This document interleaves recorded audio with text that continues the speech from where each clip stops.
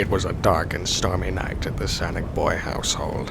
Previously, Sega had released the first episode of the Chaotix Casefiles to the world, although the second one had dropped soon thereafter, which meant Sonic Boy was stuck between a rock and a hard place. Little did he know, the whole video would be turned upside down at the knock of a door. Come in. Hey, Sonny, it's been a long time, has it?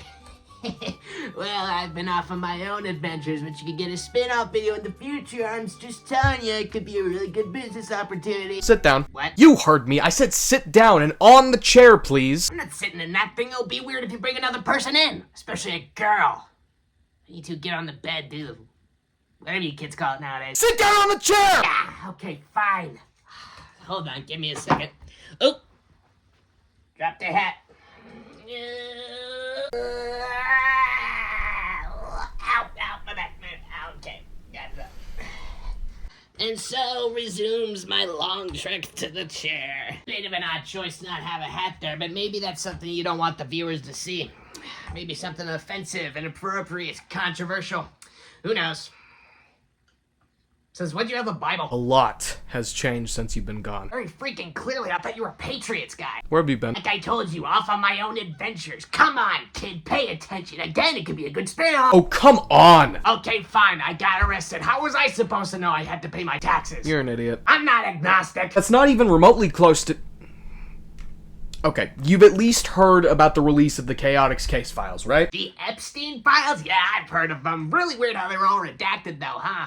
Okay, so here's the plan. I'm gonna make the full review, and when I tell you interject, please interject with some sort of opinion. It doesn't even have to be about it, just don't be weird. Fine. I wanted this to be a bit more interactive, but that works. How many Coke? Sorry, we don't have any name brands, although I can get you some Shasta Cola from the fridge. Who said I was talking about soda?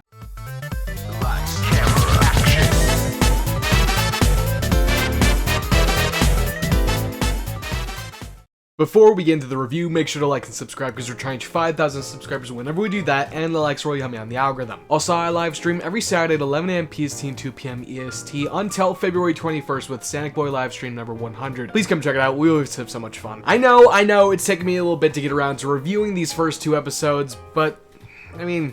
has there really been a rush? I've barely seen anybody in the fan base talk about these things, or at least on a wide capacity beyond the first and the 0th episode's releases. So where's the discussion? And especially with episode 1, there's some pretty heavy lore implication stuff that happens in this one that I'm really surprised that isn't getting the attention from Sonic fans I think it really deserves. But anyway, let's get into the review. I'm going to talk about plot stuff later on, but right now I'm just going to focus on what I liked across both episodes and what I hope to see improves with later ones. First of all, I gotta praise the sound team. Like, that's really the only team they have with a podcast, but still, like, the voice acting, the sound direction, like...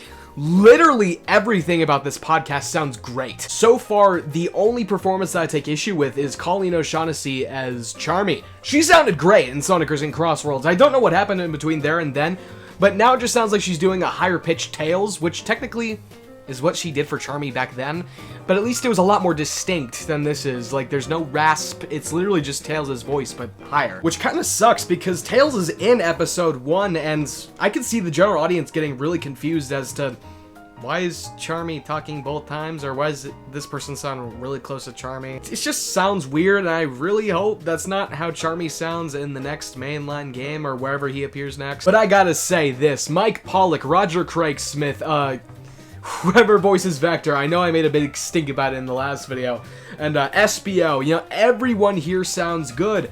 Even newer characters that we're not really privy to, like Professor Victoria, she sounds great. Never mind, I completely forgot about another voice that I took issue with, which was Knuckles. He appears in the first episode, and well... this just doesn't sound like him. I genuinely have no clue if this is the same guy that's been voicing him for the last 7 years. Like... I can't even tell. Like, Knuckles' voice sounds like so different here. I don't know what the voice director he was doing with this, because that just doesn't sound like Knuckles. Continuing on with the audio, this thing sounds great. please, I recommend so much to listen to this with headphones or earbuds or whatever, because it is such a cool experience having directional audio in this thing. Really immerses you into the experience, and that's what I'm going to be doing with every single episode from now on. I can't believe I listened to episode 0 with my phone speaker. Let's shift to the writing, because this thing is so intriguing and it nails the characters perfectly. I got a little bit of flack for not knowing the people behind this thing, and well, sorry, I didn't know, Ball, because these guys do great things with the Sonic cast. I know Ian Flynn and Evan Stanley are still behind all this as well, but they do such a great job with these characters. Honestly, I think it's the best these people have ever been written. I hope to see this writing translate into an actual game, because that would be so peak. They also do stuff with the lore that I really was not expecting whatsoever, and especially with that first episode.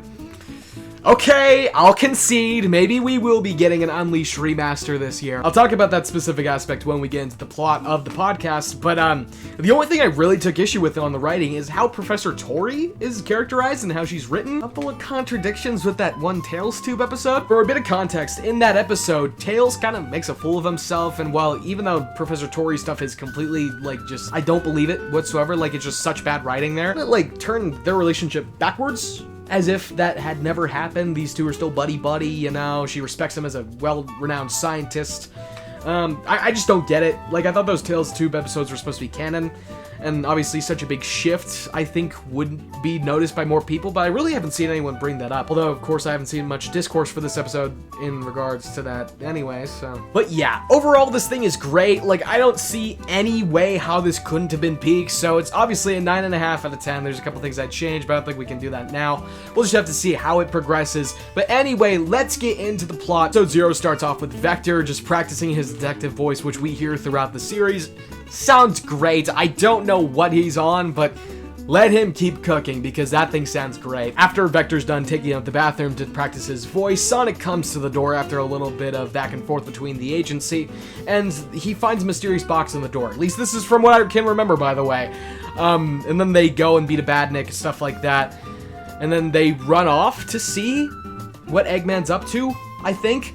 I have to go back and watch the episode 0 again, because I genuinely do not remember, like, 5 minutes in to 9 minutes in, like, that 4-minute period just completely gone for me. Anyway, him and Sonic getting captured means he has time to tell about the Chaotix case files, and the first one that he tells about is episode 1, the case of the two-faced thief or something like that. Episode 1 of the podcast deals with the Chaotix being recruited to track down this thief that stole something from a museum.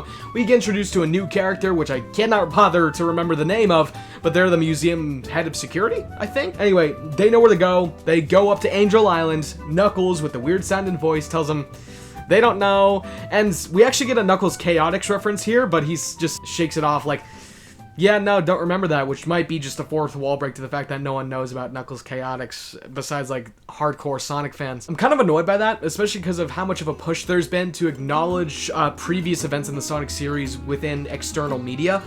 And, well, especially because Ian Flynn is in the writing room, you'd think that wouldn't be played off as a joke. It'd actually be kind of cool, you know, character building. No, they choose the easy way out and go for a joke. I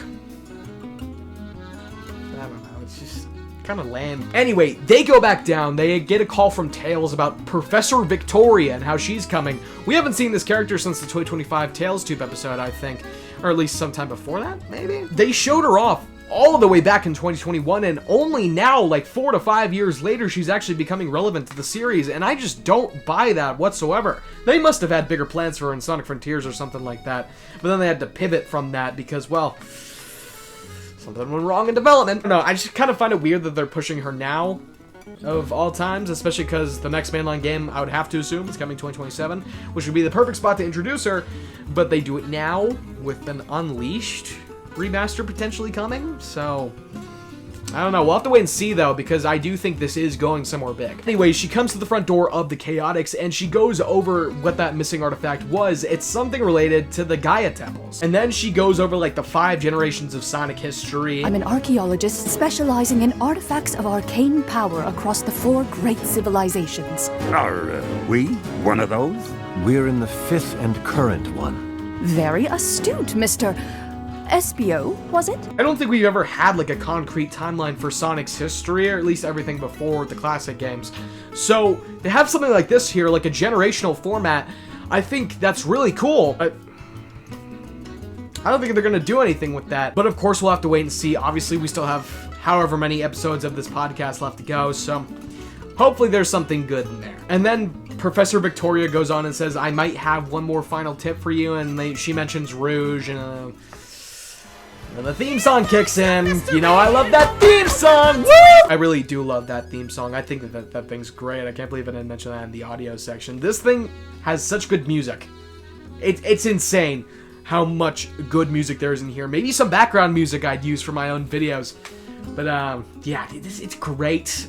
Everything in here is great! Sorry if that sounded a little bit ingenuine. I do genuinely like this series, and I think, yeah, it's great. What do you think, old man? I think your analysis is pretty spot on, but I'm still peeved about the fact that I don't have a mic. Also, that Professor Victoria character sounds hot. And that's enough out of you. But that's pretty much everything I want to talk about today. I know this took a long time to get down. By the time it probably is released, maybe we'll have the second episode already. Who knows? So let me know what you guys think about all this down in the comment section below, and I'll see you in the next video. Bye.